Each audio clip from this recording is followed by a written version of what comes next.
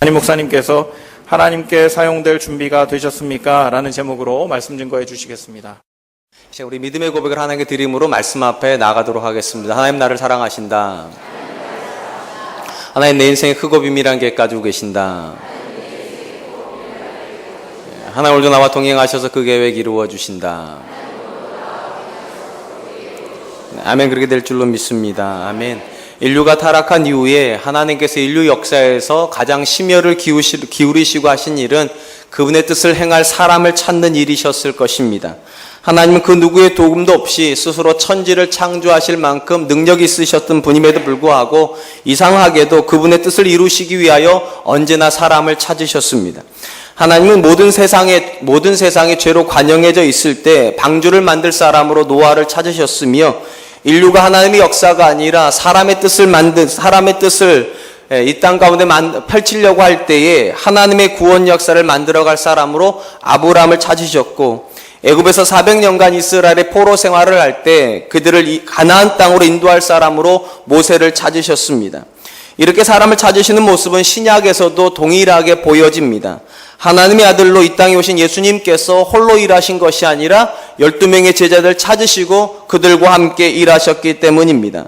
이렇게 보면 성경의 역사는 하나님께서 사람을 찾으시는 역사이며, 찾으신 그들을 통하여서 하나님께서 함께 이루신 믿음의 역사라고 할 수 있을 것입니다.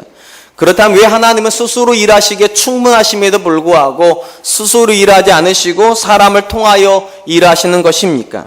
우리가 이 질문에 답을 하기 전에 먼저 명확하게 할 부분이 있습니다. 비록 하나님께서 사람을 통하여 일하시긴 하셨지만, 그러나 결코 그들의 사람의 힘으로 일하게 하시지는 않았다는 것입니다. 근본적인 관점에서 사람은 하나님의 역사를 세상 가운데 보여줄 통로였지 그들이 본체는 아니었습니다. 단적으로 모세가 애굽 땅에서 일으킨 10개의 재앙만 하더라도 모세의 입술을 통하여 선포되었지만 우리는 그것을 모세의 재앙이라고 부르지 않습니다. 하나님께서 모세의 입술에 담아두신 능력이기 때문입니다. 그런 점에서 하나님께서 사람을 찾으시고 사람을 통해서 일하시는 것은 결코 하나님의 능력이 부족하기 때문은 아닙니다. 다만 하나님께서 이 땅 가운데 정말로 보고 싶어 하신 모습이 있었기 때문입니다. 하나님은 그분의 형상대로 창조된 사람이 하나님과 함께 일하는 걸 보고 싶어 하십니다. 그래서 사람을 찾으신다, 저는 그렇게 믿습니다. 그렇다면 하나님께서 찾으시고 또 하나님께서 함께 일하시는 사람들은 어떤 사람이겠습니까? 오늘 본문이 우리에게 말해주는 것이 바로 이 하나님께서 찾으시는 사람이 어떤 사람인가에 대한 것입니다. 바로 오늘 본문을 매우 짧은 비유로 시작을 합니다. 20절입니다. 큰 집에는 금그릇과 은그릇뿐 아니라 나무그릇과 질그릇도 있어 귀하게 쓰는 것도 있고 천하게 쓰는 것도 있나니. 바울이 말하고 있는 큰 집은 문맥상으로 보면 교회를 나타내고 있음에 틀림이 없습니다. 그리고 교회 안에 존재하는 다양한 사람들을 큰 집에 존재하는 다양한 그릇에 비유를 하고 있습니다. 이 본문에서 바울이 정말로 강조하려고 하는 것은 결코 금그릇이 은그릇보다 낫고 은그릇이 나무그릇보다 낫고 나무그릇이 질그릇보다 낫다라고 하는 그런 계층적 개념은 아닙니다. 오히려 바울이 강조하려고 하는 것은 큰 집에 다양한 그릇이 존재하는 것처럼 교회 안에도 다양한 스펙트럼을 가지고 있는 사람들이 존재한다는 것입니다. 물론 바울이 사용하고 있는 표현 중에 귀하게 쓰는 것도 있고 천하게 쓰는 것도 있다라는 이런 표현이 우리로 하여금 은연중 금과 은이 다른 그릇보다 귀한 그릇 아닌가 이렇게 오해를 만들게 하는 것도 사실입니다. 그러나 바울은 결코 그런 의미로 4개의 그릇을 이야기하고 있는 것은 아닙니다. 본문에서 바울이 강조하는 것은 다양성입니다. 모두가 금일 수 없고 모두가 은일 수는 없습니다. 금도 있고 은도 있고 나무도 있고 질그릇도 있습니다. 그런데 모든 그릇은 다 쓰임받기 위해서 거기 자리에 있다는 것입니다. 다 금그릇일 수는 없죠. 왜냐하면 은그릇이 필요한 시점도 있고 나무 그릇이 필요한 것도 있다는 것입니다. 그러니까 쓰임받기 위해서 각각의 그릇들이 존재하는 것입니다. 바울의 이런 생각은 21절에서 보다 더 확연하게 드러납니다. 21절입니다. 그러므로 누구든지 이런 것에서 자기를 깨끗하게 하면 귀히 쓰는 그릇이 되어 거룩하고 주인의 쓰임에 합당하며 모든 선한 일에 준비함이 되리라. 20절은 다양한 그러니까 그릇의 다양성에 초점을 맞추고 있다면 21절은 어떤 그릇이 귀한 그릇인가에 대한 초점을 맞추고 있습니다. 상식적으로 생각을 하면 금과 은그릇이 나무와 질그릇보다 귀한 그릇일 것 같습니다. 그런데 바울은 그렇게 말하지 않습니다. 깨끗하여 주인의 쓰임에 합당한 그릇이 귀한 그릇입니다. 쉽게 말하면 금그릇이냐 은그릇이냐 그 이후의 그릇이 뭐냐가 중요한 것이 아니라 그것이 주인이 쓰기에 합당하냐 안 합당하느냐가 귀하고 천한 것을 결정한다는 것입니다. 쉽게 말하면 사회적으로 아무리 비천한 사람일지라도 하나님께서 쓰시는 사람은 귀한 사람입니다. 상대적으로 사회적으로 아무리 성공을 하고 아무리 사람들이 인정해주는 사람일지라도 하나님께서 쓰시기에 합당하지 않으면 귀한 그릇이 아니라 오히려 천한 그릇이라는 것입니다. 사실 바울의 이런 말은 우리에게 참으로 많은 생각을 하게 합니다. 우리는 일반적으로 하나님께 귀하게 쓰임받기 위하여 우리 자신이 귀한 존재가 돼야 된다고들 많이 생각을 합니다. 내가 금그릇이 되고 은그릇이 돼야지만 하나님께서 나를 쓰실 거라고들 많이 생각을 해요. 그래서 우리 자녀들을 좋은 대학에 보내려고 하죠. 우리 자녀들에게 좋은 직장에 들어가라고 그러죠. 그리고 사회적으로 성공하라고 그렇게 말을 합니다. 그런데 오늘 본문에서 사도 바울이 강조하는 것은 그것입니다. 금그릇이라고 하나님 쓰시는 게 아니라는 거예요. 또 질그릇이라고 해서 하나님께 못 쓰는 것도 아니라는 것입니다. 가장 중요한 건 외적으로 내가 누구냐가 아니라 하나님께서 나를 쓰고 있느냐 안 쓰고 있느냐 그게 더 중요하다는 겁니다. 쉽게 말하면 내가 하나님께 쓰임받을 만한 사람이면 금이어도 상관없고 은이어도 상관없으며 나무여도 상관이 없고 심지어 질그릇이어도 상관이 없다는 것입니다. 특별히 하나님께서 우리의 외적인 능력보다는 우리가 하나님께 쓰임받고자 하는 그런 열망이 있는가를 귀하게 여기신다는 걸 우리에게 잘 보여주는 비유가 있습니다. 그게 달란트 비유입니다. 이 비유는 여러분이 잘 아시는 대로 한 주인이 먼 길을 떠나기 전에 3명의 종을 부르는 이야기로부터 시작이 됩니다. 이 종들은 나름 굉장히 유능한 종들입니다. 불러서 한 사람에게는 5달란트를, 한 사람에게는 2달란트를, 또 한 사람에게 1달란트를 맡겼습니다. 이해를 쉽게 하기 위하여서 이 1달란트가 어느 정도 규모가 됐는지를 좀 설명하려고 합니다. 1달란트는 6천 데나리온에 상응하는 값이고 1데나리온은 하루 품삯입니다. 그러니까 1달란트는 한 사람이 6천일 동안 일을 해야지만 모을 수 있는 돈입니다. 그러면 1데나리온은 도대체 얼마 금액인가? 그 당시 노동자의 하루에 품삯이 1데나리온이라면 여러분 하루에 10만 원을 번다고 하면 1달란트는 얼마입니까? 6억에 해당이 됩니다. 그러니까 5달란트는 오늘날 환산으로 하면 30억을 받은 것이고 2달란트는 12억을 1달란트는 6억을 받은 겁니다. 절대로 적은 금액도 아닙니다. 그런데 어쨌든 받았어요. 그리고 주인은 먼 길을 떠났습니다. 그리고 세 사람은 자기의 삶의 영역으로 돌아가서 5달란트 받은 사람, 2달란트 받은 사람은 열심히 일을 하여 각각 5개와 2달란트를 남겼습니다. 그리고 1달란트 받은 사람은 그대로 그것을 땅에다가 묻어놓고 주인이 올 때까지 놔두었습니다. 드디어 주인이 돌아왔습니다. 그리고 이제 계산을 하죠. 먼저 5달란트가 5달란트를 남겨가지고 옵니다. 총 10달란트가 됐어요. 돈으로 환산하면 이제 60억 규모가 되었습니다.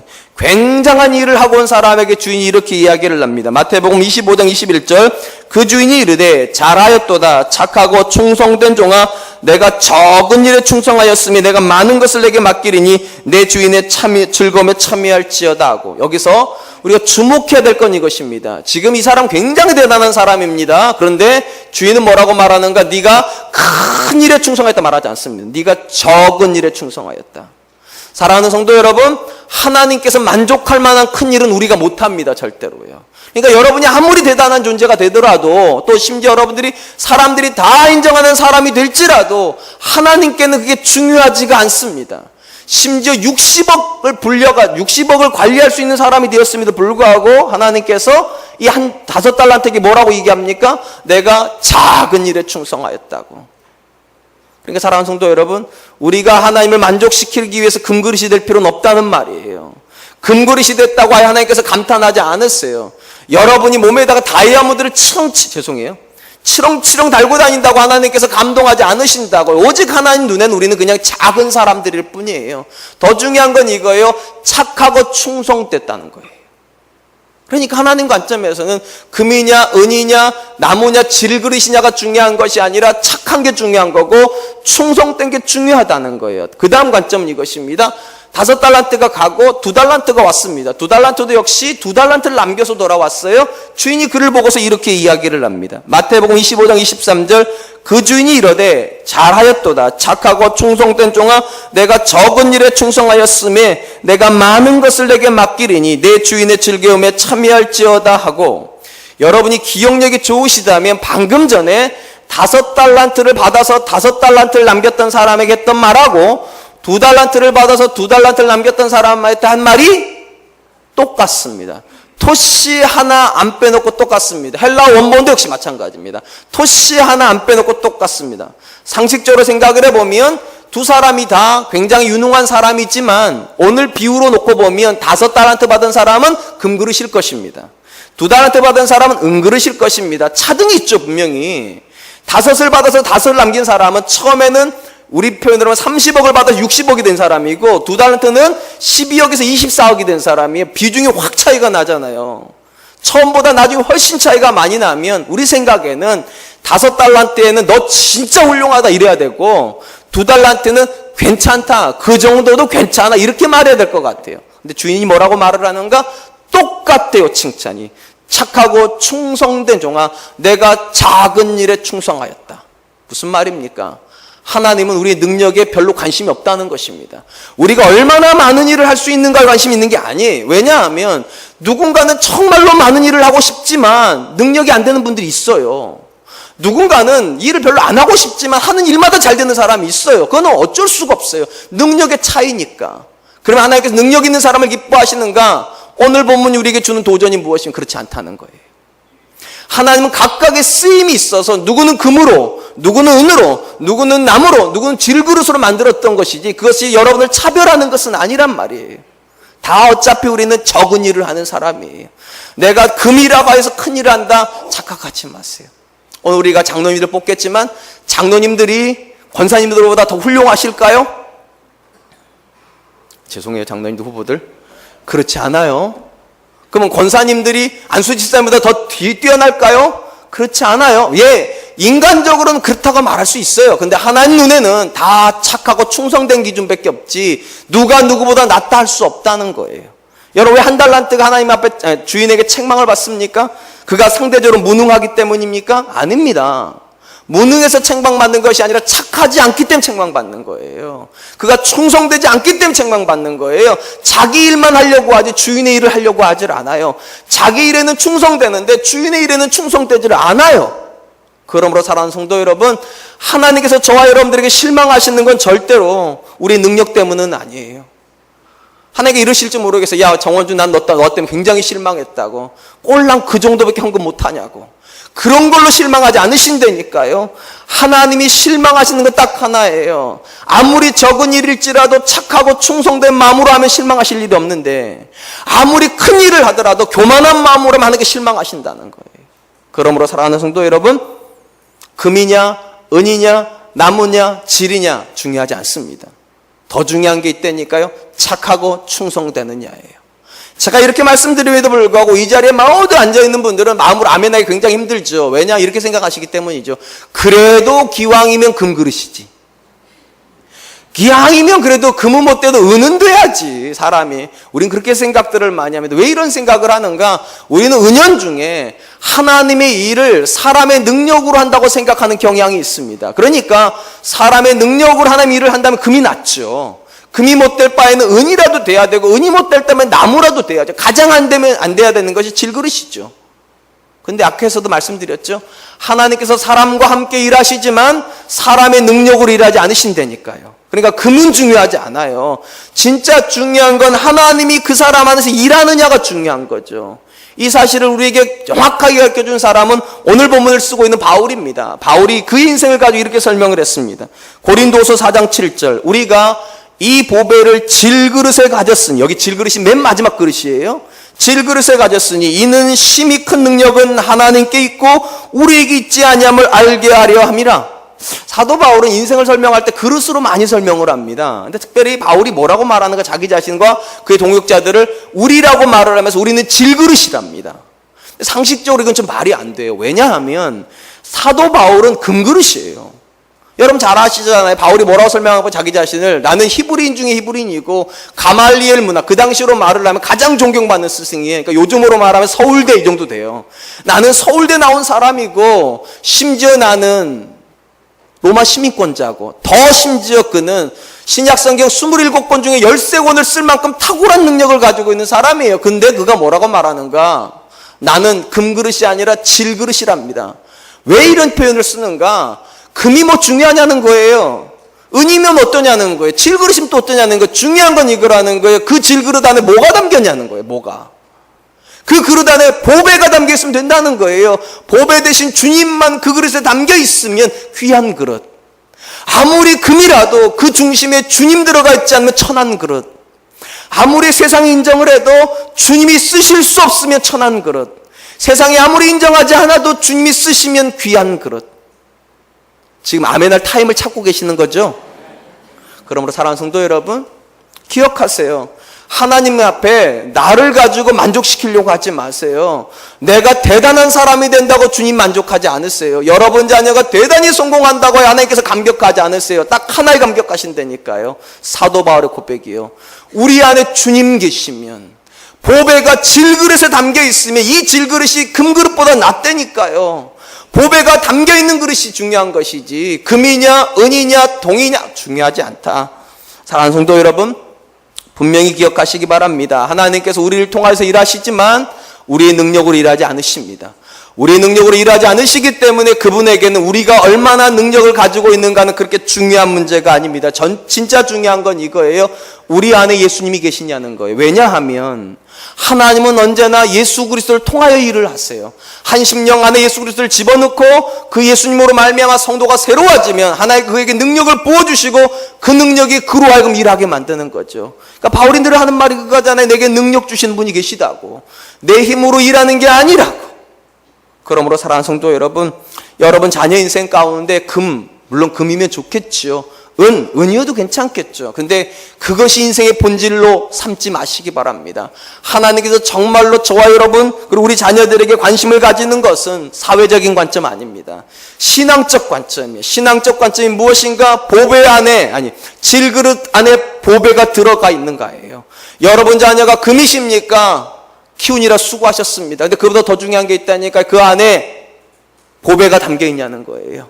여러분 자녀가 질그릇입니까? 역시 수고하셨어요. 얼마나 괴로우셨겠어요. 금으로 만들고 싶은데 금이 안 되니까.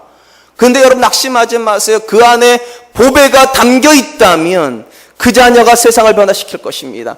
하나님께서 그 자녀를 사용하실 줄로 믿습니다.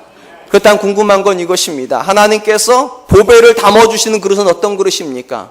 하나님 입장에서 도대체 예수 그리스도를 담아놓고 그 예수로 말미암아 능력을 부어주고 싶어 하시는 그런 귀한 그릇은 어떤 그릇입니까? 바울이 지목하는 것은 겉이 아니라 속입니다. 깨끗함이요. 그 그릇이 깨끗하면 주인 쓰신다는 거예요. 21절 상반절입니다. 그러므로 누구든지 이런 것에서 자기를 깨끗하게 하면, 그러니까 이런 것이라고 말하는 것은 16절에 디모데한테 피하라고 말했던 망령되고 헛된 말일 것이고 19절 하반절에 나오는 불의를 말하는 것일 것입니다. 그러니까 그 당시 모든 사람들이 망령되고 헛된 말을 하고 다닐 때 누군가가 그 말을 하지 않고 모든 사람이 불의를 행하는 것에 자유로울 때 누군가가 그 불의로부터 자기를 분리해내면 이 사람은 하나님 눈에 귀하다는 거예요. 왜냐하면 그에게 복음만 들어가면 그가 하는 말은 진실할 것이거든요. 그가 살아내는 삶은 하나님을 드러내기에 적합할 거거든요. 그러니까 하나님 말씀하세요. 이 사람은 깨끗한 그릇이라고. 그래서 귀한 그릇이라고.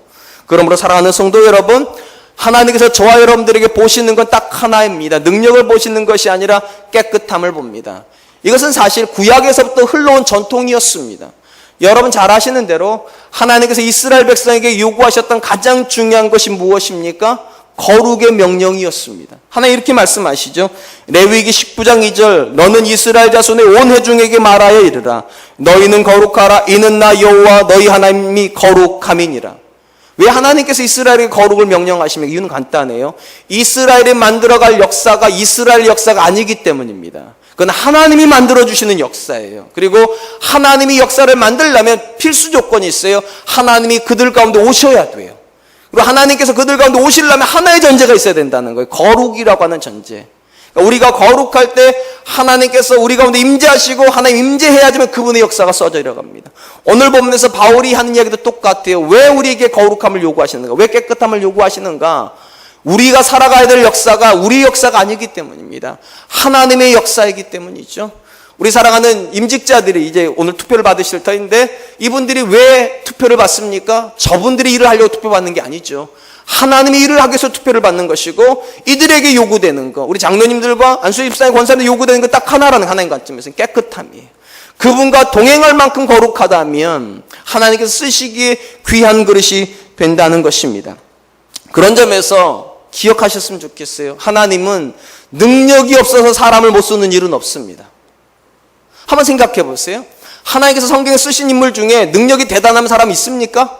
물론 대단한 사람이 있었습니다. 그런데 하나님은 금그릇일 때 쓰지 않으시고 그들을 질그릇까지 낮춰놓고 쓰셨습니다. 바울이 하는 말이 그거잖아요. 자기가 금그릇일 때가 있었어요. 그런데 그때 쓰지 않고 질그릇으로 만들어 놓고 쓰셨어요. 지금도 제가 해드리는 말씀 잘 들어보세요. 사람들 소개할 텐데 다 공통점이 있어요. 다 능력 없는 사람들이에요. 여러분, 아브라함 어떻게 생각하십니까? 능력 있는 사람입니까? 그는 75세까지 자녀를 한 명도 못 낳습니다. 그 당시 문화가 족보 문화였다면 여러분, 자녀를 못 낳는 건 수치 중에 수치입니다. 무능한 사람이에요. 근데 75세까지 애 한 명 못 낳는 아브라함이 이스라엘의 시조가 됩니다. 모세 어떤 사람입니까? 80의 할아버지입니다. 지팡이 들고 다녀야 할아버지를 하나님께서 쓰셔가지고 어떤 일을 일으키십니까? 400년 애굽의 포로기를 끝내버리세요. 능력이 하나도 없는데 오죽한 뭐라고 말하면 하나님 보낼 만한 사람을 좀 보내라고. 다윗 대단한 용사일 때 부르셨습니까? 어린 소년일 때 부르셨습니까? 어린 소년일 때 불렀습니다. 누가 보아도 안 될 소년이에요. 그런데 그 소년을 누구 앞에 세워놓습니까? 골리앗 앞에 세워놓습니다. 하나님의 자신감이에요. 능력이 없어서 못 쓰는 법은 없다고. 마지막 기드온 겁장이입니다. 하나님 부르셔서 미디안 사람과 싸우라고 할 때 무서워서 못 가는 사람이에요. 이 겁장에게 하나님께 능력을 주신 것 어떤 일이 벌어집니까? 13만 5천 명을 이깁니다. 300명을 가지고 가서 이겨버려요. 무슨 말입니까? 하나님은 능력이 없는 사람을 못 쓰는 게 아니라는 거예요. 진짜 문제는 능력도 없는데 깨끗하지도 않아요. 여러분 자녀가 여러분 공부 못합니까? 이렇게 말씀하세요. 공부 못하는 건 괜찮아도 깨끗하기라도 하라고. 하나님의 관점은요, 금이냐 은이냐 동이냐 뭐 그런 거 중요하지 않아요. 깨끗하면 쓰세요. 깨끗하였기 때문에 아브라함 쓰셨습니다. 깨끗하였기 때문에 모세 쓰셨습니다. 깨끗하였기 때문에 다윗 쓰셨고, 깨끗하였으니까 기드온을 쓰셔서 다 능력 없는 사람이에요. 저는 오늘 임직을 받는 분들이 얼마나 능력이 있는 분들이 솔직히 잘 모릅니다. 왜냐하면 우리 임직자 프로필 보셨으면 알겠지만 어느 학교 출신인지 잘 모릅니다. 우리 중에 서울대 있는지 잘 모르겠어요, 제가요. 얼마나 연봉이 높으신지 잘 모르겠어요, 제가요. 얼마나 사회적으로 존경받는지 잘 모르겠어요. 근데 제가 아는 건 그나마 딱 하나 아는 것 같아요. 우리가 서로 아는 건 깨끗하시다. 그게 인정이 돼서 이 자리까지 온 겁니다. 물론 사람들에게 속일 수 있을지 모르겠어요. 그러나 하나님까지 속일 수는 없어요. 분명히 하나님께서 기뻐하시면 세워주실 거예요. 그러므로 사랑하는 성도 여러분, 능력이 하나님의 관점 아님을 명심하세요. 하나님의 관점은 깨끗함이에요. 여러분, 이 깨끗함 안에는 관계도 들어가 있어요. 부부 관계가 깨끗해야 돼요. 자녀 관계도 들어가 있어요. 부모와 자녀 관계가 깨끗해야 돼요. 사회 관계도 들어가 있어요. 사람들이 보기에 깨끗해야 돼요. 그 사람은. 그 사람이 하는 말이란 믿을만 해야 돼요. 우리 아버지가 하는 말이란 믿을만 해야 되고, 내 남편이 하는 말이란 믿을만 해야 돼요. 그런 사람을 하나님께서 귀하게 쓰신다라고 말씀하십니다. 근데 진짜 문제는 제가 아무리 이렇게 말을 해도 우리는 자꾸만 능력에 초점을 둔다는 거예요. 깨끗함은 뒤로 밀어놓고 자꾸만 능력에만 초점을 두려고 그래요. 그런데 사랑하는 성도 여러분, 정말로 한번 생각해 보세요. 여러분, 요셉이 어떻게 총리가 되었습니까? 그가 애굽에 유학 간 겁니까?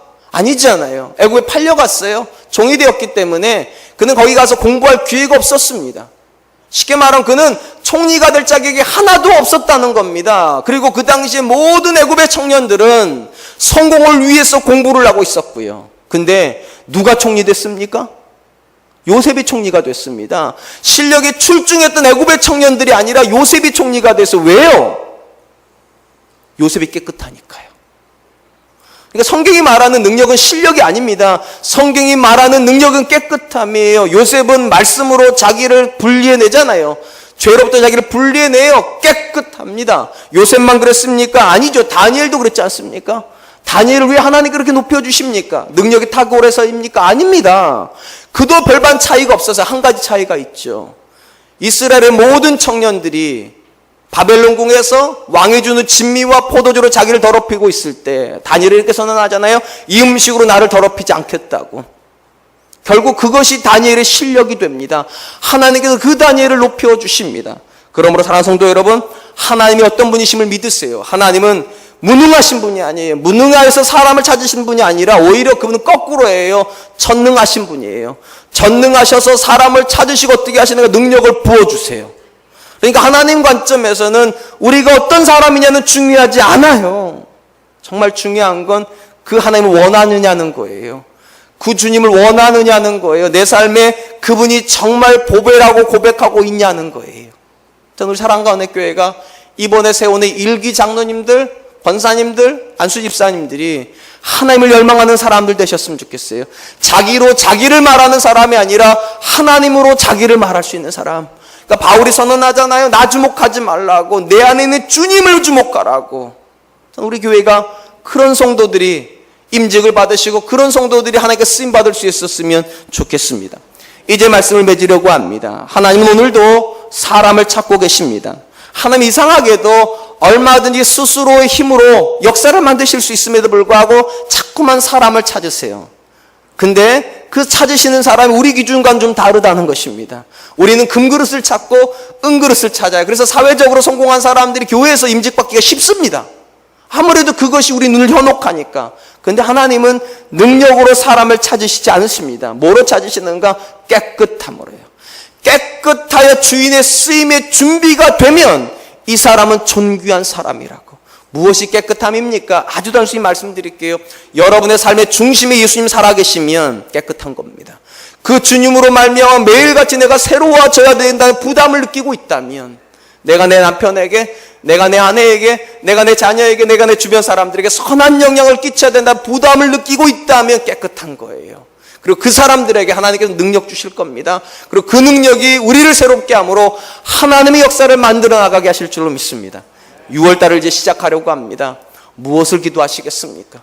무엇을 여러분 자녀에게 달라 하시겠습니까? 능력 달라고 하지 마세요. 능력은 주시니까. 이렇게 기도하세요. 하나님, 그 자녀가 하나님 능력 받을 만한 깨끗한 자녀 되게 해주십시오. 하나님, 우리 교회가 하나님 능력을 받을 만한 거룩한 교회 되게 해주십시오. 우리 가정이 하나님의 임재를 경험할 수 있는 거룩한 가정 되게 해주십시오. 그러면 하나님께서는 오늘도 능력으로 우리 가정을, 우리 자녀들을, 우리 교회를 충만케 하여 주실 줄로 믿습니다. 그 은혜가 있는 6월달 되시기를 주님의 이름으로 축원드리겠습니다.